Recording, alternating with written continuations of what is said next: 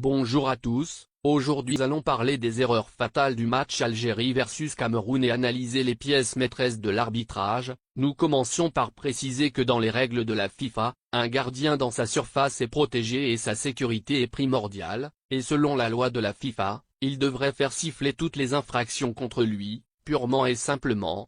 Aucun joueur offensif n'est autorisé à entrer en contact avec le gardien de but directement ou indirectement. Ici dans le premier but camerounais nous montrerons toutes les infractions commises par l'attaquant dans la surface de réparation. Il y a trop de fautes dans une seule action et elles ne peuvent pas être considérées comme des erreurs humaines ou des erreurs d'arbitrage courantes, mais plutôt dans un esprit logique. Ces fautes sont délibérément ignorées et négligé par un arbitre de classe mondiale désigné par la FIFA et autorisé à arbitrer un match éliminatoire de haut niveau pour la Coupe du Monde. Pousser un défenseur contre son gardien de but doit immédiatement entraîner l'arrêt du jeu et récompenser un coup franc à la défense. Le gardien de but dans la surface de réparation a tous les droits et le temps d'effectuer un jeu sur le ballon sans être contacté. De plus, pousser agressivement un défenseur par le cou est un jeu très dangereux, qui devrait recevoir un carton jaune. Un joueur offensif entrant en contact avec le ballon dans la main est automatiquement sifflé pour une infraction. Un gardien de but qui perd l'équilibre à cause d'un contact est un coup franc automatique selon les règles. Après la mise en œuvre de la VAR, l'arbitre est tenu d'examiner toutes les actions douteuses qui mènent à des buts, mais ce n'était pas le cas dans cette action. Si le VAR ne fonctionnait pas pendant cette action, cela est considéré comme une erreur technique et relève de la responsabilité de la FIFA. Si tel est le cas, c'est un très bon point en faveur de l'Algérie. Une action visible à l'œil nu ne nécessite pas de révision VAR, cependant, le VAR est tenu d'appeler l'arbitre, pour révision s'il manque une action, comme cette main claire ici dans la surface de réparation. Nous pouvons clairement voir le contact avec la main sans aucune obstruction. Le ballon atterrit clairement dans son avant-bras. Cependant, cela est considéré comme une erreur courante de l'arbitre, à moins que, comme nous l'avons dit précédemment, le VAR ne fonctionne pas. Encore un bon point pour l'Algérie. Passons maintenant à un contact net dans la surface de réparation, et examinons comment le contact s'est produit et si le défenseur a touché le ballon ou le pied de l'attaquant. Basé dans l'espace du ballon et du pied de l'attaquant, il est impossible pour le défenseur d'entrer en contact avec le ballon, donc, c'est un penalty, il a fait trébucher l'attaquant.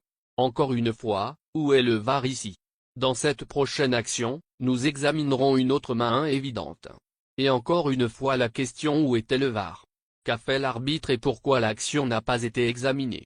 Sous différents angles, nous pouvons voir clairement le ballon toucher la main du défenseur et même rester collé à la main pendant quelques secondes. L'arbitre n'était pas loin et sûrement, il l'a vu mais ignoré comme toujours. S'il a été appelé par la VAR et n'est pas allé, c'est une autre erreur fatale. Concluons maintenant avec le but de Slimani, et comprenons ce qui constitue une main selon les règles de la FIFA, et avec quelle partie du corps un joueur peut entrer en contact. Dans cette action démesurée, les règles de la FIFA ont été ignorées et plutôt pas appliquées comme elles le devraient. Fondamentalement, une épaule et le haut de l'épaule ne constituent pas un contact illégal ni considéré comme une main. En observant à nouveau où le ballon a atterri et quelle partie du corps a touché le ballon. Dans cette action, Slimani s'est élevé alors que le ballon était en l'air, et il n'a pas levé le bras ou la main au-dessus de son épaule et sa tête inclinée. À plusieurs reprises, nous pouvons clairement voir la balle au-dessus de la partie du corps considérée comme une main dans les règles de la FIFA. Si, nous voulons être très conservateurs à propos de cette action, le résultat ne devrait pas être concluant, et le but devrait être accordé comme dans le jeu en direct. Utilisons un peu de bon sens et voyons si nous pouvons déterminer la trajectoire de la balle, et sous différents angles, voyons si nous pouvons déterminer que la balle a touché à 100% la main de Slimani. En se basant sur le mouvement du ballon après contact, on peut deviner le sens de déplacement du ballon dans les airs par rapport à la partie qui a touché le ballon. Et avec l'altitude de la balle, on peut assez conclure l'approximation, le mouvement de la balle loin du corps et dans quelle direction. Avis après la vérification VAR. Remarquez comment le VAR en bas de votre écran a conclu qu'il s'agissait d'un but valide. Remarquez également comment l'arbitre pointe son avant-bras. Le ballon n'a pas touché cette partie. Clairement un geste vicieux. Il y a ici un conflit entre le VAR et l'arbitre.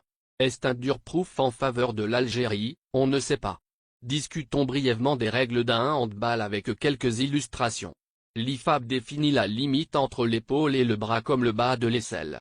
Tout ce qui est en dessous est considéré comme un handball, intentionnel ou non, cela n'a pas d'importance. La définition de la loi 12 pour le handball, selon laquelle le bras se termine au bas de l'aisselle. La loi sanctionnait un joueur pour handball si le bras est clairement éloigné du corps et en dehors de la ligne du corps. Le joueur se penche clairement dans la trajectoire du ballon.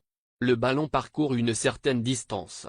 Le ballon touche une main, un bras clairement levé au-dessus de l'épaule. Dont rien de tout cela n'était dans le but de Slimani. Sur cette photo, qui n'est pas un handball. C'est une action similaire à Slimani, si nous avions le même angle. Regardez attentivement, où repose la balle et quelle est la légalité du contact. Même si le ballon glisse légèrement vers le bas, il n'est pas considéré comme un handball selon la loi.